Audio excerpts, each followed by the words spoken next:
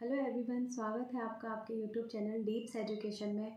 मेरा नाम नगमा है एंड हमने RRB NTPC and group D की जो पिछले भर्ती में महत्वपूर्ण प्रश्न हैं उनकी एक सीरीज़ स्टार्ट की थी। तो जो भी मुझे पहली बार देख रहे हैं, अगर उन्हें मेरी प्रीवियस क्लासेस देखनी है तो उसके लिए जो लिंक है वो डिस्क्रिप्शन बॉक्स में दिया गया है। आप वहाँ जाके मेरी प्रीवियस क्लासेस देख सकते हो। और अगर आपको कोई भी क्वेरीज़ है, कोई भी डाउट है किसी भी किसी भी प्रीवियस क्लास से रिलेटेड या किसी और सब्जेक्ट से रिलेटेड, तो आप हमें टेलीग्राम, फेसबुक एंड इंस्टाग्राम पे ज्वाइन कर सकते हो। उसका लिंक भी आपको डिस्क्रिप्शन बॉक्स में दिया गया है। सो हम आज की क्लास स्टार्ट करते हैं। ये है आज का अपना पहला सवाल। नींबू के रस का पीएच मान लगभग मतलब कितना होता है? नींबू का पीएच पूछा है। तो जो पीएच मान है ये किसी भी जो पदार्थ है उसकी अम्लीयता और क्षारीयता को प्रदर्शित करता है। अगर पीएच का मान 7 से कम है तो वो अम्लीय है, और पीएच का मान अगर 7 से ज़्यादा है तो वो क्षारीय में आता है। ठीक है। और जो 7 होता है वो जो पीएच का मान 7 होता है वो उदासीन की उसमें आता है। ठीक है, उसको उदासीन बोलते हैं। तो जो नींबू का रस होता है वो बहुत ज़्यादा खट्टा होता है एक्चुअली। तो जो नींबू का पीएच है, देखो, ना तो वो 7 हो सकता है, ना वो 12 हो सकता है, ना ही वो 9 हो सकता है। तो इसका तो आंसर बहुत ही सिंपल सा है, ऑप्शन ए 2। ठीक है, तो इतना सा ध्यान रखना। 7 जो मान है पीएच का, उसके ऊपर जितनी भी वस्तुएं हैं या जो भी हैं वो सब क्षारीय में आती हैं, और जो 7 से कम होता है वो अम्लीय में आती है। जो नींबू होता है वो खट्टा होता है, तो वो सीधा सीधा ऑप्शन ए। ठीक है। नेक्स्ट क्वेश्चन है अपना, भारतीय संविधान के जनक के रूप में किसे जाना जाता है? तो देखो, जो भारत का संविधान है ये बनकर तैयार हुआ था 26 नवंबर 1949 को। ठीक है। और जो पूर्ण रूप से लागू हुआ था भारत का संविधान, वो लागू हुआ था 26 जनवरी 1950 को। ठीक है। जो भारत का संविधान के जनक हैं वो डॉक्टर भीमराव अम्बेडकर हैं। ठीक है, तो अपना जो आंसर है वो है ऑप्शन ए। अब जो संविधान है उनको भीमराव अम्बेडकर है, उनको ही इसका जनक क्यों माना जाता है? क्योंकि जब भारत के संविधान बनाने की बात हुई थी तो सबसे पहले एक प्रारूप समिति का गठन किया गया था, जिसके जो अध्यक्ष थे वो डॉक्टर भीमराव अम्बेडकर थे। ठीक है। टोटल 7 इसमें सदस्य थे। तो उन्होंने जो सदस्य थे उन्होंने 60 देशों का संविधान रीड किया था। 60 देशों का संविधान पढ़ा। उसको पढ़ने के बाद वहाँ से 72 जो प्रावधान है उनको लिया, और उन 72 प्रावधानों को लेकर अपने भारत के संविधान का प्रारूप तैयार किया था। ठीक है, इसलिए जो डॉक्टर भीमराव अम्बेडकर है उनको भारतीय संविधान का जनक कहा जाता है। नेक्स्ट क्वेश्चन है, निम्नलिखित में से कौन सा एक सुपरसोनिक क्रूज मिसाइल है? Supersonic cruise missile. ठीक है, तो इसमें जो सुपरसोनिक क्रूज मिसाइल है वो नो डाउट अपना ऑप्शन ए है, ब्रह्मोस। जो ब्रह्मोस है वो एक सुपरसोनिक मिसाइल है। ठीक है, ये एक मीडियम रेंज की मिसाइल है, और इसको अपन सबमरीन से इसको अपन क्या बोलते हैं, मिसाइल को एक्टिवेट कर सकते हैं। इसको स्पेस क्राफ्ट नहीं, एयरक्राफ्ट से भी इसको एक्टिवेट कर सकते हैं। ठीक है, तो जो ये ब्रह्मोस मिसाइल है ये अपने इंडिया और रशिया के जो सम्मिलित रूप से बनाई गई मिसाइल है। तो इसमें जो ब्रह्मोस है इसका जो नाम है वो अपने इंडिया की नदी और जो रशिया है उसकी नदी को मिलाकर इसका नाम ब्रह्मोस रखा गया है। ठीक है, तो आप इसका जो आंसर है वो मुझे कमेंट बॉक्स में देना कि जो कौन सी 2 नदियाँ जिनको मिलाकर ब्रह्मोस मिसाइल का नाम रखा गया है। ठीक है, एक नदी है अपने इंडिया की, एक नदी है रशिया की। ठीक है, तो अपना आंसर जो है वो है ऑप्शन ए। ठीक है, ये अपनी सुपरसोनिक क्रूज मिसाइल है ब्रह्मोस।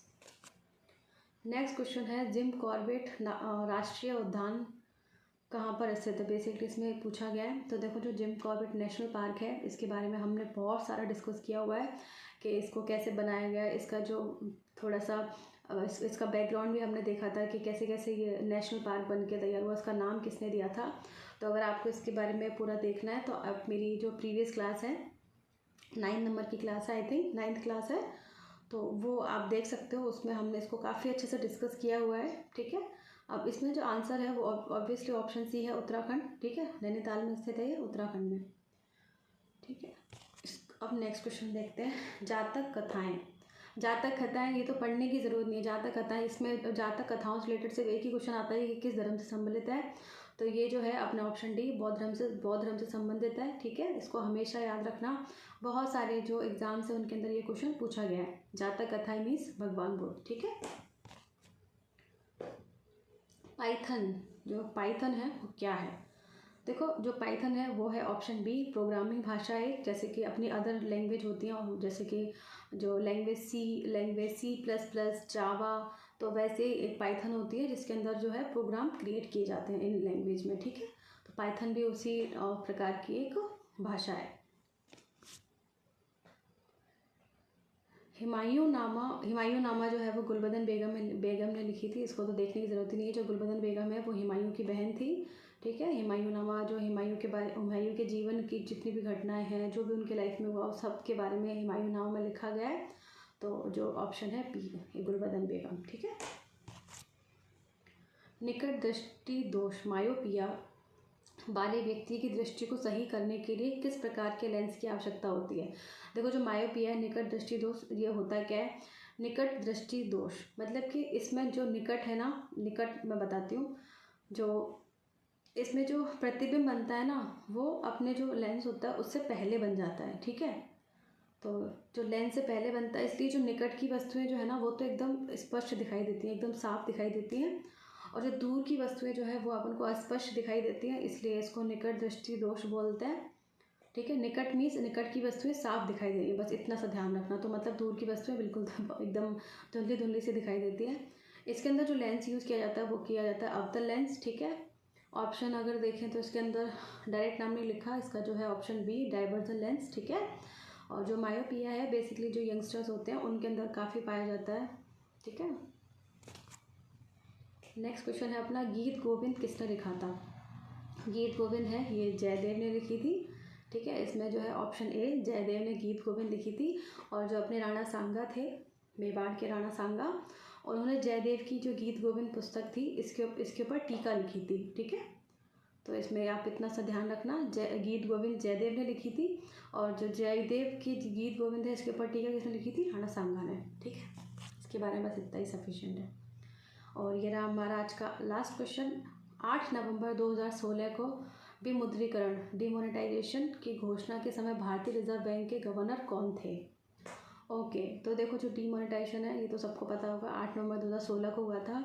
इसके अंदर क्या किया गया था, जो 500 और 1000 के नोट थे उनको बंद कर दिया था, जो पुराने नोट थे, और उनके स्थान पर 500 का नया नोट और 2000 का नोट स्टार्ट किया गया था। 1000 का नोट अब बंद हो चुका है, बिल्कुल ही नया भी नहीं है, पुराना तो क्या बंद हो ही गया, ठीक है।